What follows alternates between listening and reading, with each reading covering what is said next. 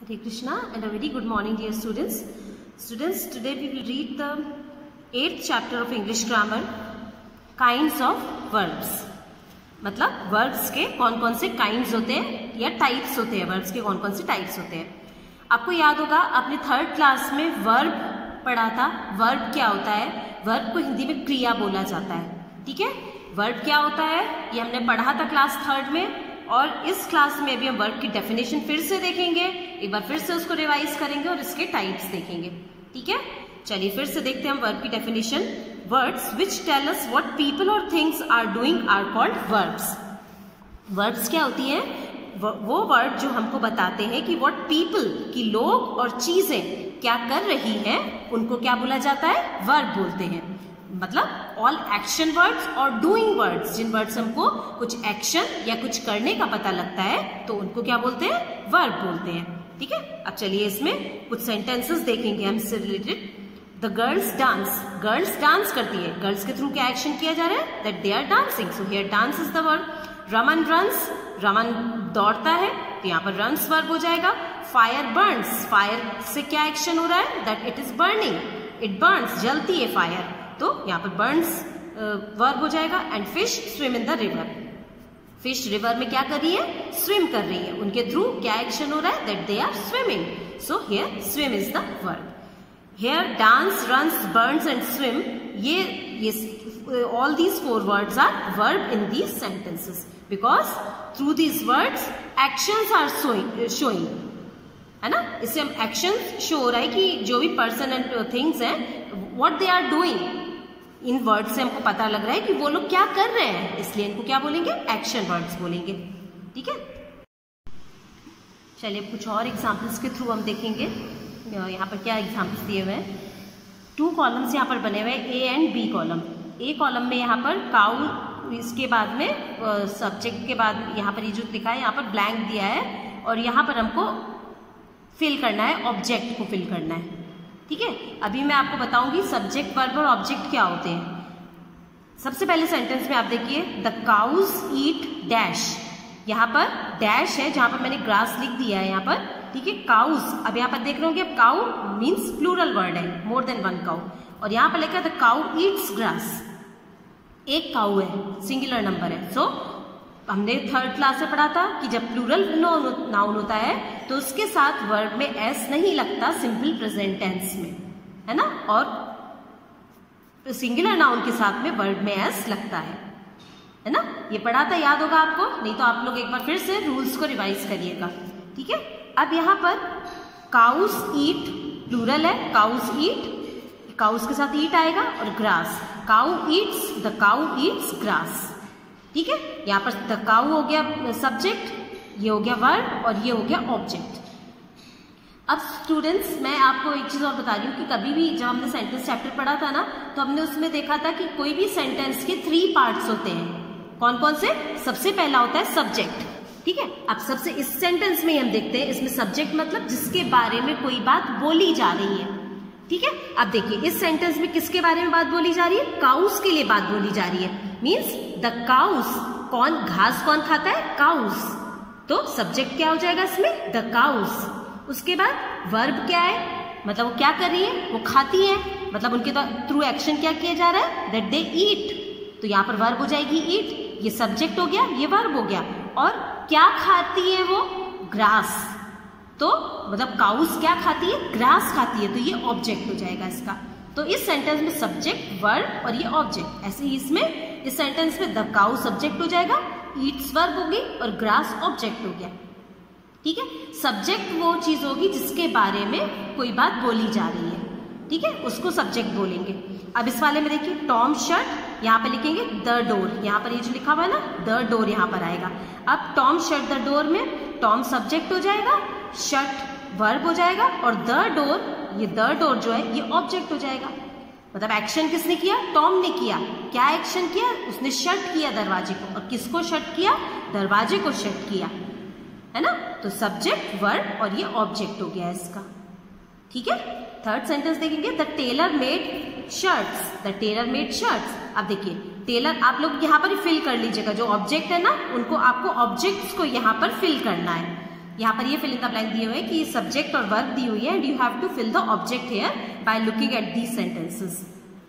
ठीक है, the tailor made shirts. अब इसमें सब्जेक्ट क्या होगा? द टेलर, है ना। द टेलर कौन बनाया, किसने बनाई शर्ट्स? टेलर ने। तो टेलर सब्जेक्ट हो जाएगा, वर्ब क्या हुई, क्या करा उसने? बनाई। So made is the verb and shirts is the object. Clear हुआ आप लोगों को? उसके बाद अशोक स्ट्रक बाली, अशोक ने बाली को धक्का दिया। So Ashok is the subject, struck क्या किया उसने? धक्का दिया। So struck is the verb and Bali is the object of the sentence. ठीक है, अब यहाँ नेक्स्ट पेज पर यही एक्सप्लेन किया हुआ है कि किसी भी सेंटेंस से, जो हमने सेंटेंसेस अभी पढ़े, तो उनमें सब्जेक्ट, वर्ब और ऑब्जेक्ट्स है। ठीक है, अब यहाँ पर देखिए उसका कंक्लूजन ये लिखा हुआ है, words that are added to the verbs to complete their meaning are called objects. वो वर्ड जो वर्ब के साथ में ऐड किए जाते हैं, उनके मीनिंग को कंप्लीट करने के लिए उनको बोलते हैं objects. Objects are either nouns और प्रोनाउंस। ऑब्जेक्ट जो है वो नाउन्स भी हो सकते हैं और प्रोनाउंस भी हो सकते हैं। ठीक है, सबसे पहले हमने देखा था ना, सब्जेक्ट, फिर वर्ब और फिर ऑब्जेक्ट होती है किसी भी सेंटेंस में। तो ऑब्जेक्ट्स वो होते हैं जो एंड में हमने देखा था ना, जैसे ये वाला सेंटेंस हम फिर से देखते हैं। ये वाला देखिए, अशोक स्ट्रक बाली, यहाँ पर ये सब्जेक्ट हुआ, ये वर्ब हुआ, ये ऑब्जेक्ट हुआ। तो इस ऑब्जेक्ट, ये ऑब्जेक्ट जो है ये वर्ब के साथ जुड़ा हुआ है। यही हमने अभी कंक्लूजन में पढ़ा कि ऑब्जेक्ट वर्ब के साथ जुड़ के उसकी मीनिंग को कंप्लीट सेंसफुल बनाने के लिए एक वर्ब के साथ जुड़ा हुआ रहता है, तो उसको ऑब्जेक्ट बोलते हैं। और ये ऑब्जेक्ट नाउन या प्रोनाउन कुछ भी हो सकता है ये। ठीक है, now we see kinds of verbs. अब वर्ब्स के हम काइंड्स देखेंगे कि कौन कौन से टाइप्स के वर्ब होते हैं। ठीक है, verb has two types, verb के टू टाइप होते हैं। कौन कौन से होते हैं? Transitive verb and intransitive verb. ठीक है, ट्रांजिटिव वर्ब का हिंदी में मीनिंग होता है सकर्मक क्रिया, और इसको बोलते हैं अकर्मक क्रिया, अगर आपने हिंदी में पढ़ा हो तो। ठीक है, अभी हम इंग्लिश में देखेंगे ट्रांजिटिव सकर्मक, जिसे आप सकर्म, जिसके साथ कर्म मीन्स ऑब्जेक्ट जुड़ा हुआ है। कर्म से हिंदी इंग्लिश में मीनिंग होता है ऑब्जेक्ट। ठीक है, और अकर्मक जिसमें ऑब्जेक्ट नहीं हो जिस सेंटेंस में, तो वो वाली वर्ब कैसी हो जाएगी? इनट्रांजिटिव वर्ब हो जाएगी। अभी हम इसको एक्सप्लेन, इसका पढ़ेंगे डेफिनेशन, तो आपको क्लियर होगा। Transitive verb, a verb that requires an object to complete its sense is called a transitive verb. ठीक है, एक वो वर्ब जिसको रिक्वायर होती है, जरूरत होती है एक ऑब्जेक्ट की, ऑब्जेक्ट की जरूरत होती है जिस वर्ब को, उसके मीनिंग को कंप्लीट करने के लिए, उसे क्या बोला जाता है? ट्रांजिटिव वर्ब बोलते हैं। ठीक है, फॉर एग्जाम्पल्स, अब यहाँ पर हम देखेंगे कि यहाँ पर एग्जाम्पल है, रमेश वॉशेस हिज कार। इसका मीनिंग हुआ रमेश उसकी कार को धोता है। ठीक है, अब देखिए यहाँ पर अभी हमने पढ़ा ट्रांजिटिव वर्ब क्या होती है, कि वो वर्ब होती है ट्रांजिटिव वर्ब जिनको कंप्लीट होने के लिए, उनके सेंस को कंप्लीट करने के लिए, उनका कंप्लीट मीनिंग निकालने के लिए उनके साथ में एक ऑब्जेक्ट का होना जरूरी होता है। ठीक है, अभी यहाँ पर देखिए आप, रमेश वॉशेस, अगर हम इस सेंटेंस को यहीं पर फिनिश करते रमेश वॉशेस, तो इसका मीनिंग हो जाता है रमेश धोता है। अब क्या धोता है ना, ये थोड़ा सा सेंटेंस कंप्लीट नहीं लग रहा है। ठीक है, रमेश धोता है हम ऐसे भी लिख सकते हैं, बट रमेश वॉश, इसको और सेंसफुल बनाने के लिए, रमेश क्लियर करने के लिए कि रमेश क्या धोता है, सो रमेश वॉशेस हिज कार। यहाँ पर ये वॉशेस वर्ब है, और इस वर्ब को मीनिंगफुल बनाने के लिए इसके साथ में ये ऑब्जेक्ट जुड़ा हुआ है। अभी हमने पढ़ा था कि ऑब्जेक्ट नाउन या प्रोनाउन कुछ भी हो सकता है ना। तो यहाँ पर ये और सब्जेक्ट वर्ब के मीनिंग को कंप्लीट करने के लिए, सेंसफुल मीनिंग बनाने के लिए इसके साथ में ये ऑब्जेक्ट जुड़ा हुआ है, इसलिए इस वर्ब को, वॉशेस वर्ब जो होगी, ये ट्रांजिटिव वर्ब कहलाएगी। समझे आप लोग? मतलब अगर किसी भी वर्ब के साथ में जब ऑब्जेक्ट जुड़ा हुआ हो, उसके मीनिंग को सही रखने के लिए, तो उसको ट्रांजिटिव वर्ब बोलेंगे। ठीक है, शी पेंटेड अ पिक्चर, उसने एक पिक्चर पेंट करी। अब देखिए पेंटेड यहाँ पर वर्ब हो गई, और वर्ब के साथ में ऑब्जेक्ट क्या है? पिक्चर, है ना। उसने क्या, यहाँ पर सब्जेक्ट शी हो जाएगा, पेंटेड हो जाएगा वर्ब, और क्या पेंट करा उसने? पिक्चर पेंट करी। तो यहाँ पर पिक्चर क्या हो जाएगा? ऑब्जेक्ट हो गया। तो इस वर्ब को सेंसफुल बनाने के लिए ऑब्जेक्ट क्या है? पिक्चर है, इसलिए ये ट्रांजिटिव वर्ब हो जाएगी।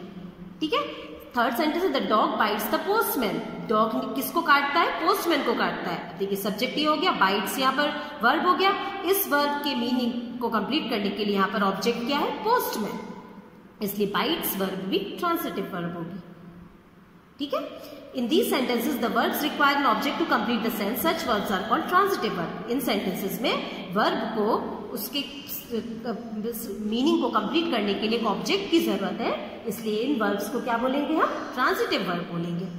अभी आप लोगों को क्लियर हुआ ना ट्रांजिटिव वर्ब क्या होती है? सिंपल सी बात है कि जब कभी भी वर्ब के साथ में अगर ऑब्जेक्ट जुड़ा हुआ है तो वो ट्रांजिटिव वर्ब हो जाएगी, सिंपल। और जब वर्ब के साथ में ऑब्जेक्ट नहीं है, वो भी हम देखेंगे अभी, इनट्रांजिटिव वर्ब।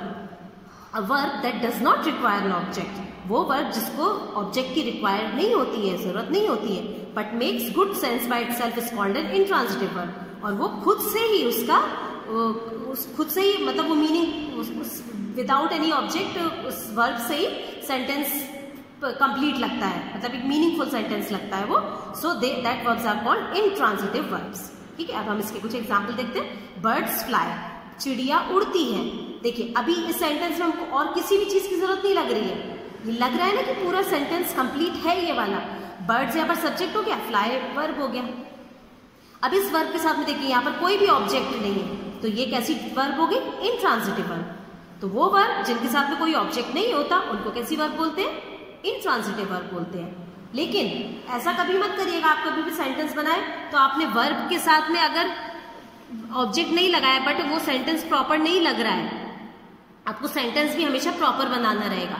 ठीक है, अब यहाँ पर ये देखते हैं second sentence, Mary wept, Mary रोई। ठीक है, ये भी सेंटेंस आपको ठीक लग रहा है ना? इसके आगे हमको कुछ और ऐड करने की जरूरत नहीं लग रही है ना? तो यहाँ पर वेप्ट किसके लिए किसी भी ऑब्जेक्ट की जरूरत नहीं है, तो ये वेप्ट वर्ब भी इनट्रांजिटिव वर्ब हो जाएगी। समझ आया आप लोगों को? The sun shines, third example, the sun shines, sun चमकता है, शाइन करता है। अब शाइन्स यहाँ पर वर्ब है और वर्ब के साथ में कोई भी ऑब्जेक्ट नहीं है यहाँ पर, इसलिए शाइन्स वर्ब भी एक इनट्रांजिटिव वर्ब है। ठीक है students, in these sentences the verbs do not require an object to complete the sense, they make complete sense by themselves, such verbs are called intransitive verb। In verb को कोई भी object की जरूरत नहीं है और ये खुद में ही एक कंप्लीट मीनिंग फॉर्म कर रही है, so these verbs are intransitive verbs। being verbs also tell what they are। अब being verbs का मीनिंग है होना। ठीक है, अभी हम इसको एग्जाम्पल्स के थ्रू समझेंगे। वो बताती है कि व्हाट दे आर, कि वो बताती है कि वो क्या है। इसका एग्जाम्पल हम देखते हैं। आई एम अ टीचर, मैं एक टीचर हूं। वी आर फार्मर्स, हम किसान हैं। इट इज अ रोज, ये एक रोज है। बीइंग मीन्स होना, है ना? ये है, हम फार्मर्स हैं, मैं टीचर हूं, होना, इस तरह से। The underline words am, are and is tell us what something और समवन इज। हमको क्या बता रहे हैं कि एम, आर और इज वर्ड जो है ये हमको क्या बता रहे हैं कि कोई भी चीज क्या है। मतलब ये बोल रही कि मैं एक टीचर हूँ, है ना? ये वर्ड्स हमको ये बताते हैं कि कोई भी चीज क्या है। They are called being verbs. तो वो वर्ब जिससे हमको पता लगता है कि कोई भी चीज कुछ है ना? जैसे मैं हूँ, हम हैं, ये है ना? होना। तो उसको इन वर्ब्स को क्या बोलते हैं? बीइंग वर्ब्स बोलते हैं। Being verbs are am, is, are, was, were, be, being and been. ये सारी कौन सी वर्ब्स कहलाती है? बीइंग वर्ब्स कहलाती है। BEING, being verbs. ठीक है स्टूडेंट्स, आज हमने वर्ब की डेफिनेशन देखी एंड इसके टाइप्स के बारे में पढ़ा। आपको सिंपली इस वीडियो को बहुत अच्छे से देखना है। Transitive and intransitive verbs, both these verbs are very simple. ठीक है ना? और एक बार आप फिर से रीड करेंगे या फिर से आप वीडियो को देखेंगे, बिल्कुल इजी है, इसमें बहुत ज़्यादा आपको एफर्ट करने की जरूरत नहीं होगी समझने के लिए। ठीक है, तो ये डेफिनेशन एंड इन दोनों की भी डेफिनेशन, इनके टाइप्स की भी डेफिनेशन आप लोग अच्छे से समझ लीजिएगा। तो हम आगे की बैक एक्सरसाइज करेंगे तो आप उसको अच्छे से कर पाएंगे उस एक्सरसाइज को। Okay, so that's all for today. Thank you all of you, take care.